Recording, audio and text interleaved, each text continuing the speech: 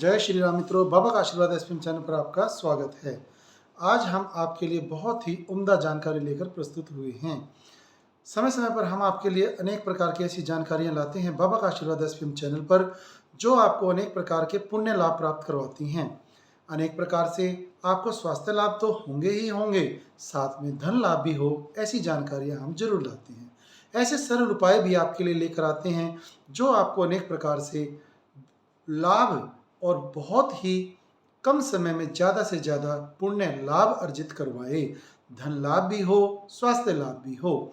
उसी श्रृंखला में आज हम आपके लिए जानकारी लाए हैं कि गंगा दशहरा कब मनाया जाता है। गंगा दशहरा इस बार 9 जून को प्रातः 8:21 से प्रारंभ होगा और 10 जून को 7:25 तक इसका समय है। गंगा माँ का इस दिन धरती पर अवतरण हुआ था। धरती माँ को पापों से मुक्त करने के लिए यहाँ पर व्यक्तियों के पूर्वजों को अपने लोक में, पुण्य लोकों में गमन कराने के लिए गंगा माँ का प्रागट्य धरती पर हुआ था। ज्येष्ठ मास के शुक्ल पक्ष की दशमी को माँ गंगा का धरती पर प्रागट्य हुआ।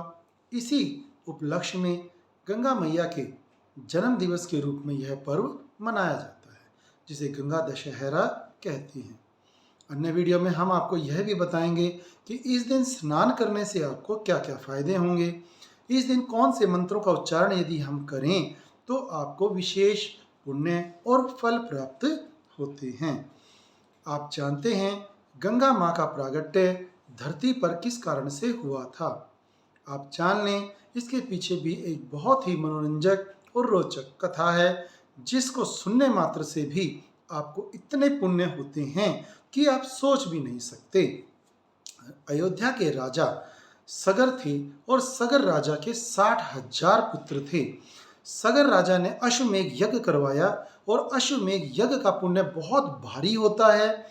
इसी के डरते हुए इंद्रदेव ने सोचा, यदि राजा सगर का अश्वमेघ यज्ञ पूर्ण हो गया तो वह स्वर्ग के अधिकारी बन जाएंगे। यदि स्वर्ग के अधिकारी बनेंगे और ब्रह्मा विष्णु महेश उन्हें यदि स्वर्ग का अधिपति इंद्र बना देंगे तो मेरे पद को बहुत ज़्यादा नुकसान होगा, मेरा पद छिन सकता है। अपने पद के छिन जाने के भय से उन्होंने राजा सगर के अश्वमेघ यज्ञ को भंग करने का विचार मन में लाया और उसके लिए प्रयत्न करने लगे।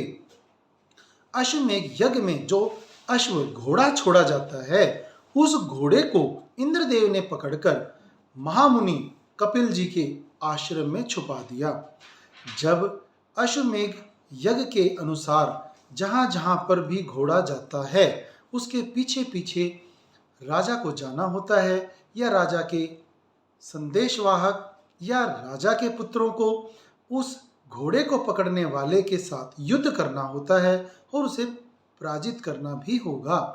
तो जब घोड़े को ढूंढते हुए महामुनि कपिल के आश्रम में सगर के वो पुत्र पहुंचे तो वहां पर उन्होंने देखा कि वह तो ध्यान मुद्रा में बैठे हैं, परंतु घोड़ा वहीं पर बंधा हुआ है। घोड़े को इस प्रकार से बंधा देखकर उन्होंने महामुनि को अनेक प्रकार से प्रताड़ित किया। अनेक बातें कहकर महामुनि कपिल को उन्होंने उनके ध्यान से भंग करने के अनेक उपाय किए। महामुनि कपिल जी अपनी ध्यानावस्था में न जाने कितने सालों से वहाँ पर ध्यान मग्न थे। ध्यान मग्न होने के कारण उन्होंने अनेक ऐसे सिद्धियां, रिद्धियों के स्वामी बन बैठे थे कि उनकी जो तपश्चर्या थी, जो उनका तपोबल था, वो इतना ऊर्जावान हो चुका था कि उन राजा सगर के पुत्रों के ध्यान को भंग करने के कारण महामुनि ने जैसे ही अपनी आंखें खोली तो उनकी आंखों से जो उनके ध्यान का तपस्या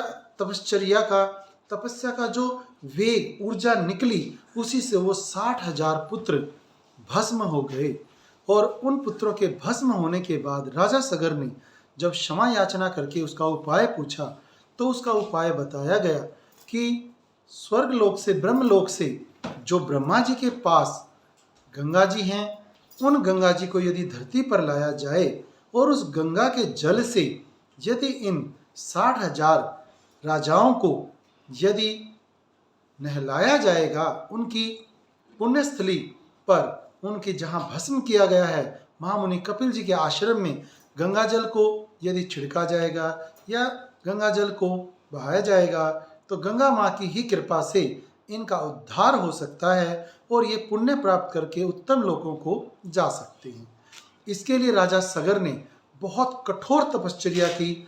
चाहे आंधी आए, चाहे तूफान आए, किसी भी प्रकार से वो अपनी तपस्या से नहीं हिले और उन्होंने अपने आने वाली कई पुश्तों तक यह तपश्चर्या जारी रखी।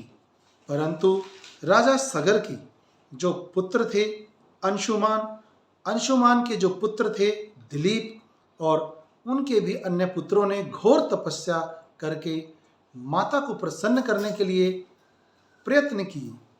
उनकी तपस्या में जो भागीरथ नाम के इस वंश के तपश्चर्या करने वाले राजा आए, उनकी तपस्या से प्रसन्न होकर ब्रह्मा जी प्रकट हुए और उन्होंने भागीरथ को वर मांगने के लिए कहा।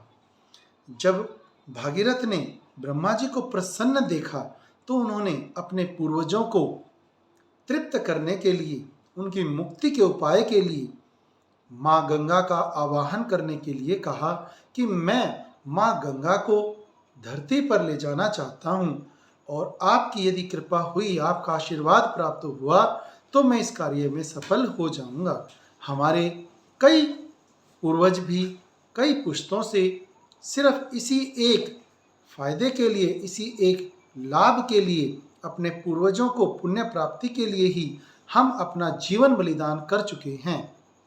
यदि आप हमें कुछ देना ही चाहते हैं तो हमें माँ गंगा का सानिध्य दे दीजिए। तब ब्रह्मा जी ने गंगा जी को बुलाया और भागीरथ जी के साथ जाने के लिए कहा, परंतु गंगा मैया ने कहा कि मेरा जो वेग है वह धरती को कई टुकड़ों में बांट देगा, मेरे वेग को सहन करने की शक्ति पृथ्वी में नहीं है।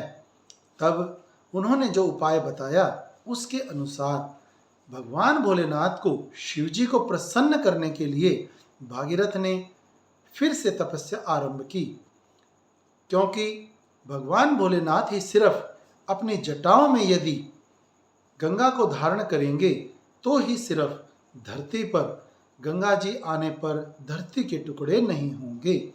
भगवान भोलेनाथ भागीरथ की तपस्या से अति प्रसन्न हुए और उनकी प्रसन्नता के स्वरूप उन्होंने भागीरथ को वरदान मांगने के लिए साक्षात उनके सामने प्रकट हुए और कहा। तो भागीरथ ने अपना मनोरथ बताया, अपनी इच्छा व्यक्त की कि मैं चाहता हूँ कि आप माँ गंगा को धारण करें अपनी जटाओं में और धरती पर उनके आने का रास्ता बनाएं। इस प्रकार से भगवान भोलेनाथ ने उन्हें तथास्तु का वरदान देकर अपना तांडव प्रारंभ किया और अपनी लटाओं को खोला। लटाओं में उधर ब्रह्मा जी ने अपने लोक से माँ गंगा को धरती पर प्रागट्य होने का आशीर्वाद देकर प्रस्थान करवाया। तब भगवान भोलेनाथ ने अपने जटाओं में उन्हें उनके वेग को रोकते हुए एक धारा के रूप में गंगोत्री से गंगा मैया के प्रागट्य का स्थान निर्धारित करके वहाँ से भागीरथ को कहा कि आप आगे आगे चलिए, माँ गंगा आपके पीछे पीछे चलेंगी। तो ये 2500 किलोमीटर का ऐसा सफ़र है जो गंगोत्री हिमालय के वादियों से शुरू होता है और अनेक राज्यों से गुजरते हुए, जैसे कि आप ऊपर से गंगोत्री हरिद्वार से जब चलेंगे तो हरिद्वार, फिर दिल्ली, फिर हरियाणा, यूपी, बिहार और बांग्लादेश, ये आपका पश्चिमी बंगाल है। पश्चिमी बंगाल से होती हुई जब कपिल मुनि जी के आश्रम में वहाँ पर गंगा जी पहुँचे तो वहाँ पर पहुँचने से सभी 60,000 राजा सगर के पुत्रों का उत्तम लोकों में प्रगति आरंभ हुई और भागीरथ को यह यश प्राप्त हुआ कि उन्होंने अपने कितने पुश्तों से कर रही तपस्या का फल रूप में अपने उन सभी पूर्वजों को उत्तम लोकों की प्राप्ति करवाई, और जो कपिल मुनि जी की उनसे अनजाने में गलती से जो अपमान हो गया था, उन अपमान का भी उन्होंने पश्चाताप करवाया। इस प्रकार से गंगा मैया आज भी कलयुग में भी अनेक पापियों के पाप को धोने के लिए आज भी उसी प्रकार सानिध्य दे रही हैं। धरती में यदि धरती पर रहने वाले किसी भी जीव से यदि इस प्रकार कोई पाप कर्म हो जाता है, तो वह उसके पाप कर्म को धोने के लिए भी स्वतः विद्यमान हैं।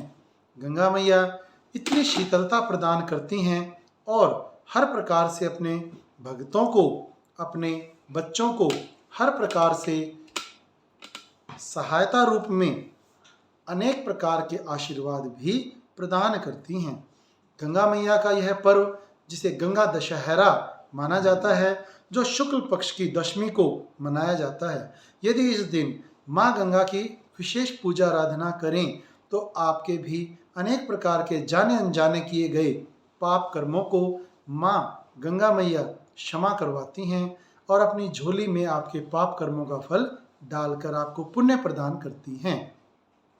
इस प्रकार की अनेक बहुत ही अद्भुत जानकारियाँ जो सरल तरीके से आप तक पहुँचाई जाती हैं, यह बाबा का आशीर्वाद एसपीएम चैनल के द्वारा उठाया गया बहुत ही एक अच्छा कदम है।